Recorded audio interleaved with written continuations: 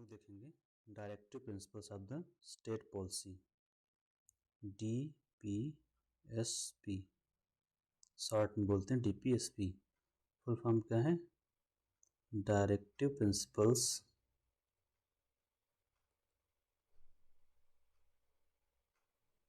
Of state policy.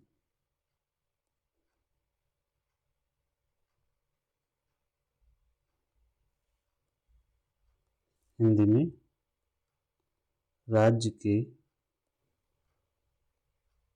नीति निर्देशक सिद्धांत।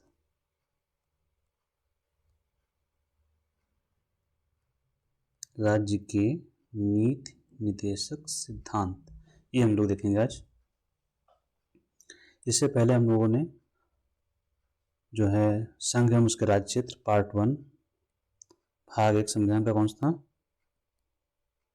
संघ एवं उसके राज्य क्षेत्र, इसको कंप्लीट किया।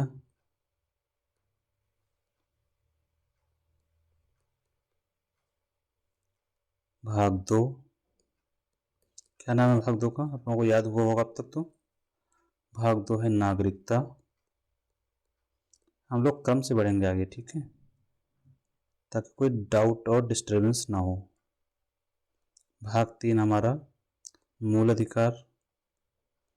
भाग पूछे जाते हैं संविधान में खूब, तो भाग याद कर लीजिए ऐसे ही जैसे मैं पढ़ रहा हूँ। फंडामेंटल राइट, बार बार लिखेंगे, सुनेंगे, उससे याद हो जाएगा। अब हम लोग आ गए हैं भाग 4 पर, दैट इज DPSP। तो हम लोग यहाँ पर हैं, यहाँ पर, ठीक है।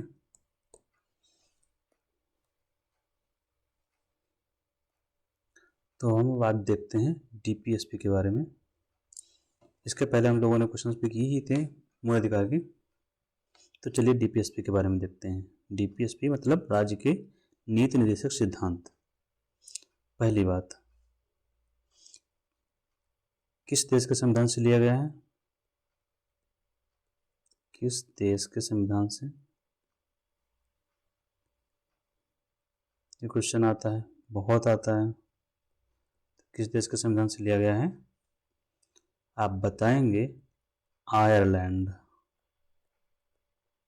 आयरलैंड के संविधान से हमारे जो संविधान निर्माता थे उन्होंने इसको लिया है। आयरलैंड कहाँ है? यूरोप में है। मैप अगर हम बनाएं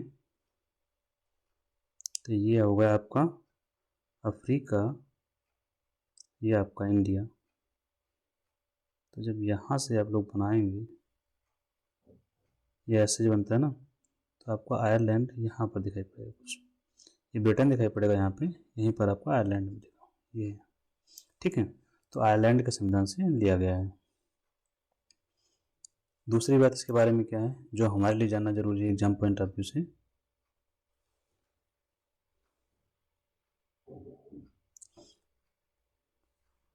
वो है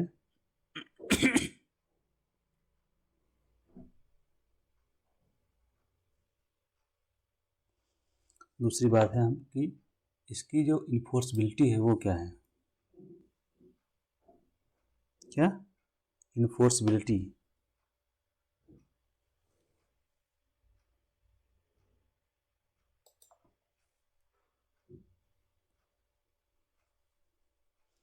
मतलब ये कि क्या हम इसे लागू करवा सकते हैं सुप्रीम कोर्ट से या नहीं?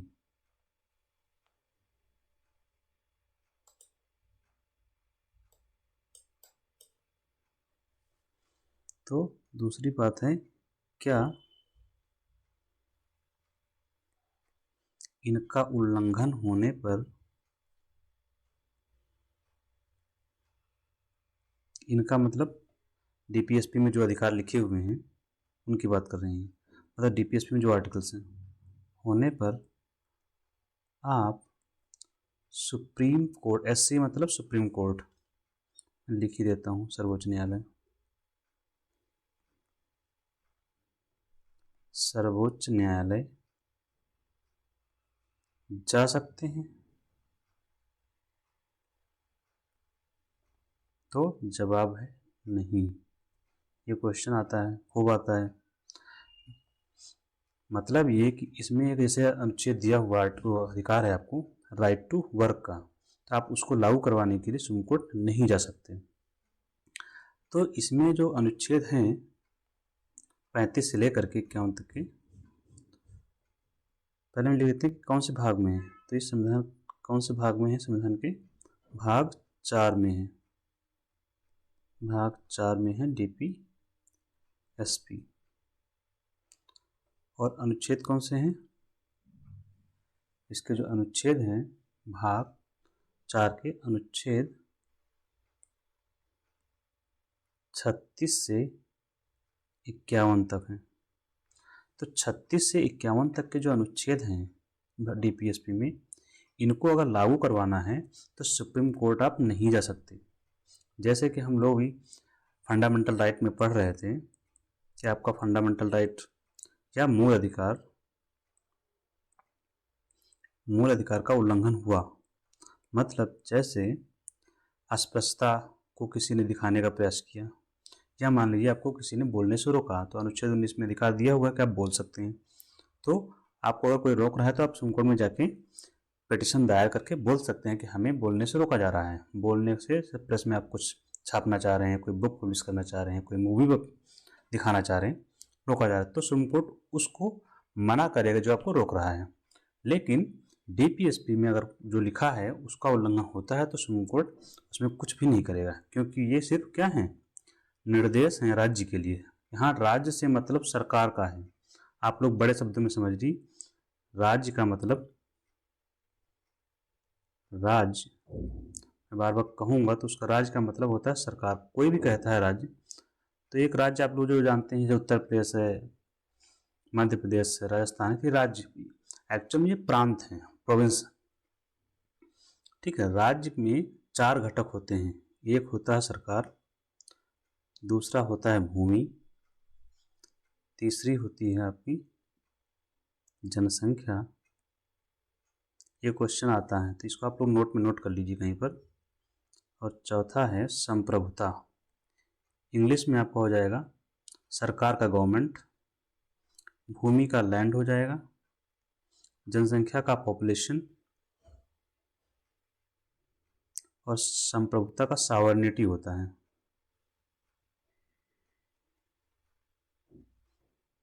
तो ये 4 चीजें जिसमें होंगी वो है राज्य। ठीक है, इसको आप लोग नोट में नोट कर लीजिए। तो जो भाग 4 में अनुच्छेद हैं उसके तहत जो आपको राइट्स मिले हैं उसको लागू करवाने के लिए आप सुप्रीम कोर्ट नहीं जा सकते, या सुप्रीम कोर्ट में आपकी सुनवाई नहीं होगी।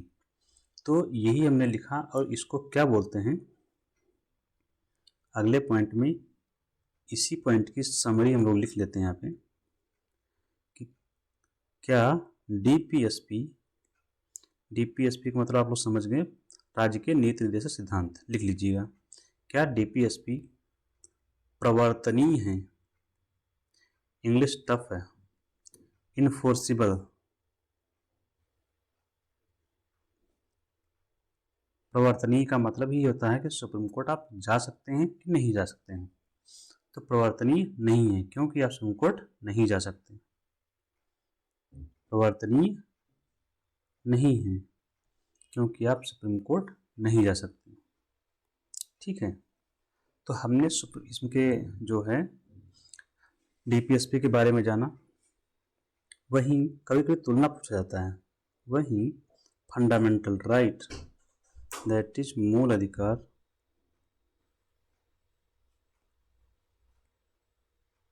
इन्फोर्सिबल हैं कि नहीं, तो इन्फोर्सिबल हैं, यस। मतलब ये जब आपसे कोई कहता है कि मूल अधिकार इन्फोर्सिबल हैं या प्रवर्तनीय है, तो इसका मतलब होता है कि आप सुप्रीम कोर्ट जा सकते हैं उनको लागू करने के लिए, अगर उल्लंघन होता है तो। एक बात यहाँ पर और कभी कभी पूछी जाती है कि सामाजिक आर्थिक अधिकारों के बारे में, सामाजिक आर्थिक अधिकारों के बारे में उल्लेख कहाँ पर है,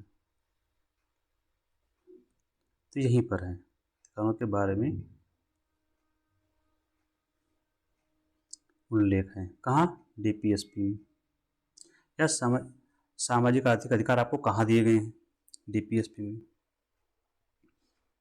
या कभी कभी पूछा जाता सामाजिक आर्थिक न्याय की अवधारणा कहाँ पर है, तो आप बताएंगे डीपीएस में। सामाजिक आर्थिक न्याय के बारे में यही है।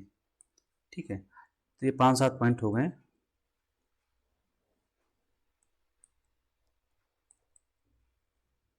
अब हम समझते हैं डीपीएसपी के अनुच्छेदों के बारे में की ओर चलते हैं।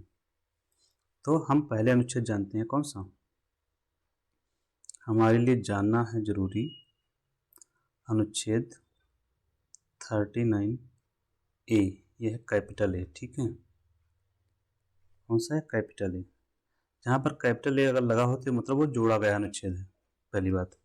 ठीक है, तो अनुच्छेद 39A में है समान न्याय एवं निःशुल्क विधिक सहायता। अगर समान न्याय एवं निःशुल्क विधिक सहायता, equal justice and free legal aid, निःशुल्क विधिक सहायता, इसका मतलब आप लोग समझ लीजिए, मतलब सभी को न्याय मिले। न्याय का मतलब हाई कोर्ट, सुप्रीम कोर्ट जाने का अधिकार, लोअर कोर्ट जाने का, और विधिक सहायता वहाँ पर जाने के लिए जो खर्चा पानी होता है, काउंसिल को देना पड़ता है, वकील को जो देना पड़ता है, वही वो आप फ्री में हो जाए। यही बात ये 39 से कहता है कि आपको वहाँ कोर्ट में वकील भी फ्री मिल जाएगा, आपको शुल्क नहीं देना पड़ेगा। वो शुल्क का भुगतान सरकार के द्वारा किया जाएगा या राज्य के द्वारा किया जाएगा। इस तरह से आपको न्याय मिल पाएगा। समान न्याय मतलब गरीब को भी न्याय मिल सके। अमीर को तो न्याय मिल ही रहा है, तो गरीब को भी न्याय मिले अमीरों की तरह। न्याय नहीं मिल पाता क्योंकि पैसा की समस्या होती है, इसीलिए निःशुल्क विधिक सहायता की बात की गई है। ठीक है, अनुच्छेद 39A, ये बहुत पूछा जाता है। 39A capital A. ठीक है, अगला आता है अनुच्छेद 40। अनुच्छेद 40 जुड़ा हुआ है किससे? ग्राम पंचायतों के गठन से। ग्राम पंचायतों का गठन। समान न्याय एवं निःशुल्क विधिक सहायता को हम लिखते हैं इक्वल जस्टिस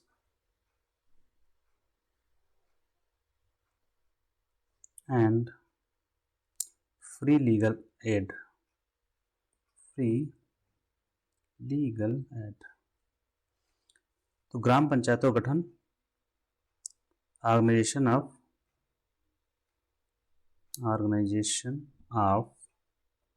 विलेज पंचायत।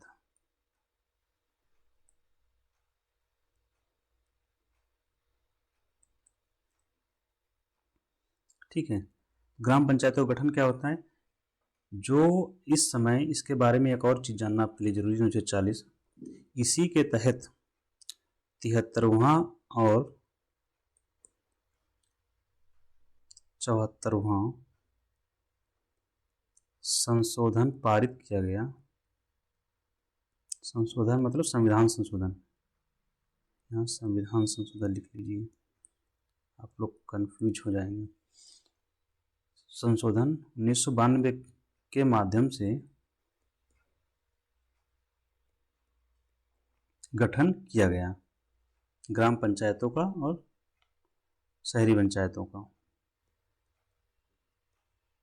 या ग्राम पंचायत एंड शहरी निकाय जो होते हैं, शहरी निकायों का गठन। तो ये कभी कभी आता है कि 73वां और 74वां संशोधन के माध्यम से जो ग्राम पंचायतों का गठन किया गया, कौन से अनुच्छेद में उल्लेख था इसका? तो अनुच्छेद 40 के तहत किया गया था। ठीक है, संविधान में जो संशोधन हुआ था। एक क्वेश्चन यहाँ से ये आता है, ग्राम पंचायत से मतलब क्या है? यहाँ पे जो अभी आप लोग चुनाव होते हैं, त्रिस्तरीय है ना हम लोग यहाँ पंचायत। एक गांव स्तर पर पंचायत कितने स्तरीय है? त्रिस्तरीय है। आप लोग व्यवहारिक होकर समझिए जो आपके होता है, ताकि आपको पता हो इसेंस। देखो, एक तो गांव पे होती है तो ग्राम पंचायत, जहां आप लोग चुनते हैं विशेष रूप से pradhan and panch. Panch in the sense sarpanch. एक होती है ब्लॉक लेवल पर। ब्लॉक स्तर पर कौन होता है? ब्लॉक पंचायत, जिसको हम लोग क्या बोलते हैं? ब्लॉक पंचायत। इसमें होते हैं ब्लॉक प्रमुख, जो मुखिया होता है, और यहाँ पर होते हैं ब्लॉक के सदस्य जो होते हैं ब्लॉक के। और एक होती है जिला के स्तर पर। यही हो गए 3 स्तर की पंचायतें।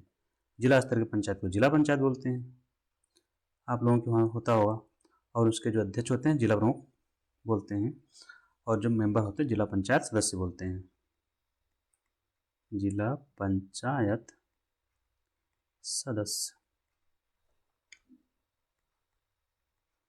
जिला पंचायत अध्यक्ष। अच्छा, एक बात यहाँ आप लोग समझ लीजिए, जैसे आप लोग जब वोट करते हैं तो प्रधान को वोट करते हैं, तो ये प्रत्यक्ष चुनाव हो गया, प्रधान जी को वोट किया, चुन लिया। ब्लॉक वाले में क्या होता है? तो आप लोग वोट करते हैं किसको? ब्लॉक वाले में और जिला वाले में, दोनों में। ब्लॉक पंचायत और जिला पंचायत दोनों में आप लोग वोट करते हैं सदस्यों को। जिला पंचायत सदस्य को आप लोग वोट किए, चुन लिया, ठीक है, इनको वोट किया और चुन लिया। फिर ये सदस्य जो होते हैं वो वोट करते हैं और प्रमुख को चुनते हैं। तो ये वाला जो चुनाव है, ये और ये, इन दोनों का चुनाव, ये दोनों चुनाव हो गए आपका प्रत्यक्ष, क्योंकि आपने वोट किया था। कौन सा चुनाव हो गया? प्रत्यक्ष। आपने जिनको वोट किया वो चुने गए। ये 2 अध्यक्ष वाले जो चुनाव हो रहे हैं, जो कि वहाँ चैम्बर में होते हैं बंद, ये हो गया आपका अप्रत्यक्ष चुनाव। यहाँ प्रत्यक्ष और अप्रत्यक्ष तात्पर्य ये है कि जनता सीधे वोट कर रही है उनको या नहीं कर रही है, ठीक है। आगे बढ़ते हैं। आर्टिकल 21 नहीं 41,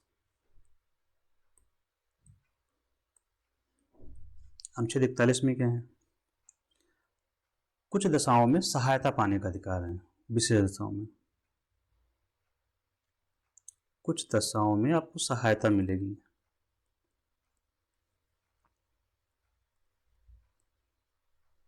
कुछ दशाओं में सहायता पाने का अधिकार किससे? सरकार से या राज्य से। राज्य का मतलब केंद्र हो सरकार हो या राज्य सरकार हो। कुछ दशाओं में सहायता पाने का अधिकार। कौन से सहायता पाने का? एक तो है आपका राइट टू वर्क,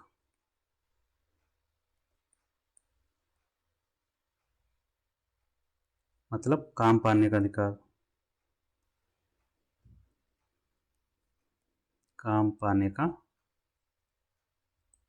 अधिकार। इसी के तहत मनरेगा एक्ट पास हुआ है, जो नरेगा में काम मिलता है, MNREGA, ठीक है। कभी कभी क्वेश्चन आया है 1-2 बार पीछे में कि नरेगा का जो एक्ट है वो कौन से अनुच्छेद के तहत पारित किया गया था? तो अनुच्छेद 41 के तहत। दूसरा कौन सा अधिकार है? Right to education. अब देखिए यहाँ पर भी अधिकार पढ़ रहे हैं। राइट टू एजुकेशन की स्पेलिंग है EDU, राइट टू एजुकेशन। लेकिन ये लागू नहीं कर सकते हैं, जैसे भी काम पाने का अधिकार है, शिक्षा पाने का अधिकार है। तो हम लोगों ने पढ़ा कि DPSP में कि इन्हें लागू करने के लिए आप सुप्रीम कोर्ट नहीं जा सकते हैं, जबकि फंडामेंटल राइट में जो राइट दिए हुए अधिकार हैं उनको हम जा सकते हैं। तो राइट टू एजुकेशन हो गया, और राइट टू पब्लिक असिस्टेंस,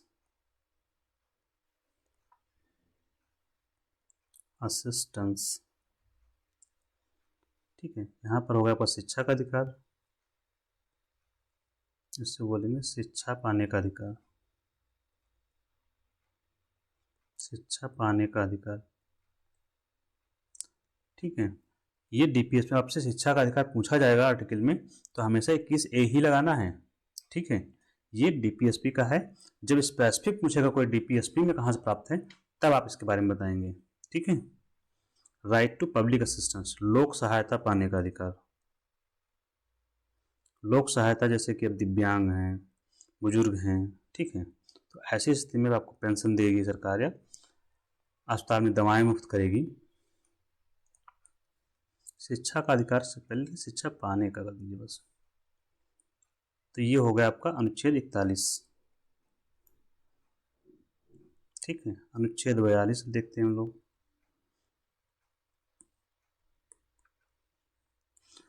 जहाँ पर जैसे आपको काम करने जाते हैं, सरकारी है या प्राइवेट जो भी है, वहाँ पर जो काम करने की जो स्थितियाँ हैं वो अच्छी हों, मानवोचित हों। कार्य करने की जो दशाएं हैं, कार्य करने की दशाएं, स्थितियाँ कैसी हों, मानवोचित हों, मतलब जहाँ पर आदमी रह सके, इसका राइट मिलता है। और अनुच्छेद 42 ही आपको देता है मैटरनिटी रिलीफ के बारे में, प्रसूति सहायता, मैटरनिटी रिलीफ आपको मिलेगी। तो प्रसूति सहायता में आप जैसे मैटरनिटी बेनिफिट एक्ट पास हुआ, और भी बहुत सारी चीज़ें हैं जो हम लोग मेंस में पढ़ेंगे, क्योंकि काफ़ी टाइम इसी में चला जाएगा। अगला है अनुच्छेद 43, काफ़ी क्रूशियल अनुच्छेद है 43। तो अब 43 में कर्मकारों के लिए निर्वाह मजदूरी, living ways for workers, living ways for workers ETC, कर्मकारों मतलब जो काम कर रहे हैं, कर्मकारों के लिए निर्वाह मजदूरी, निर्वाह मजदूरी की इतनी मजदूरी मिले कि उनका जीवन आसानी से चल सके। इससे जो अनुच्छेद जुड़े हुए हैं दो, अनुच्छेद 43A और 43B, दोनों ही आवश्यक हैं जानना आपके लिए। 43A बोलता है पार्टिसिपेशन ऑफ वर्कर्स, ये जो काम का किसी कंपनी में जो लोग काम कर रहे हैं उनका मैनेजमेंट में भागीदारी हो, मतलब participation of workers, participation of workers in the management,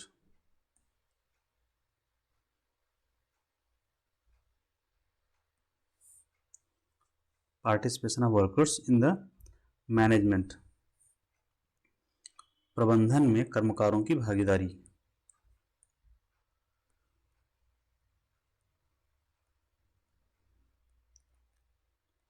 ये क्वेश्चन आता है, आर्टिकल मैच करने में आता है। और एक 43B है, वो भी बहुत ही जरूरी है, क्योंकि ये जोड़े गए अनुच्छेद 43A और 43B। ये सहकारिता के बारे में है, सहकारी समिति स्थापित करने के बारे में बताता है। तो कहीं भी आता है सहकारी समिति के बारे में तो आप तुरंत इसको लिख लीजिए के संबंध में है। और इसे जोड़ा गया था 97th संविधान संशोधन, कॉन्स्टिट्यूशनल अमेंडमेंट के द्वारा, संविधान संशोधन द्वारा जोड़ा गया, इंसर्टेड। 97 के द्वारा ही एक सहकारी समिति नाम से संविधान का एक भाग जोड़ा गया था, पूरा का पूरा भाग 9B। अब हम इसका एक अनुच्छेद पढ़ते हैं, अनुच्छेद 44, और इसके बाद हम लोग वाइंड अप करते हैं। अनुच्छेद 44 है यूनिफॉर्म सिविल कोड को लेकर के, जो इस समय आप लोग देख रहे होंगे, न्यूज में चर्चा भी चल रही है। यूनिफॉर्म सिविल कोड, हिंदी में समान नागरिक संहिता। ये आप लोग क्या है, एक ब्रीफ डिस्कशन आपको दे देते हैं, इंसाइट की होती क्या है समान नागरिक संहिता। कोड का मतलब होता है, पहले तो कोड होता है नियमों का समूह, जैसे IPC, Indian penal code, penal मतलब होता है दंड, तो दंड देने के लिए जो कानून है वो IPC में है। वैसे यूनिफॉर्म सिविल कोड, तो यहाँ बहुत सारे कानूनों का संग्रह होगा। सिविल मतलब नागरिकों से जुड़े हुए, नागरिकों मतलब जैसे देश के लोग जो है नागरिक मतलब, तो उनके शादी के कानून है, शादी मतलब विवाह, ठीक है, विवाह हो गया। तो विवाह के बाद आपको जरूरत पड़ती है तलाक की, तलाक में आप लोग देखते होंगे संपत्ति का विवाद होता है, ठीक है।